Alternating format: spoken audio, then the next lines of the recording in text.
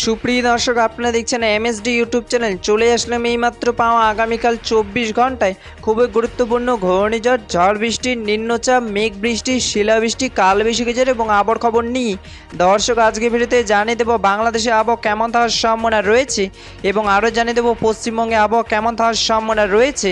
আগামীকাল 24 ঘন্টা আবহাওয়ার পূর্বাভাসে কী জানিয়েছে আবহাওয়া দপ্তর, আরও জানিয়ে দেবো স্যাটেলাইট ওয়েদার অবজারভেশন রাডার অনুযায়ী কেমন থাকার সম্ভাবনা রয়েছে আগামীকাল আপনাদের জেলার আবহাওয়ার পরিস্থিতি।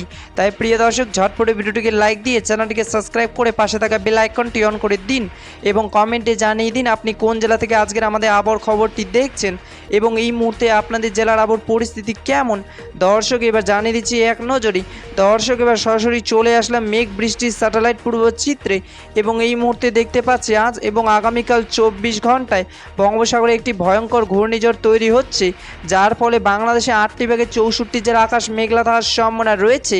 আপাতত 24 ঘন্টা বাংলাদেশের রংপুর, কুড়িগ্রাম, লালমনিরহাট, নীলফামারী, দিনাজপুর, ঠাকুরগাঁও, পঞ্চগড়, গাইবান্ধা, বগুড়া, সিরাজগঞ্জ, পাবনা, নাটোর, রাজশাহী, নওগাঁ, চাঁপাইনবাবগঞ্জ, খুলনা, যশোর, বাগেরহাট, সাতক্ষীরা ও কুটিয়া বৃষ্টি পড়ার সম্ভাবনা রয়েছে এবং পশ্চিমবঙ্গে কলকাতা, হাওড়া, হুগলি, নদিয়া, মুর্শিদাবাদ, মালদা, জলপাইগুড়ি, আলিপুরদুয়ার, কোচবিহার ও ঝাড়গ্রামে বৃষ্টি পড়ার সম্ভাবনা রয়েছে।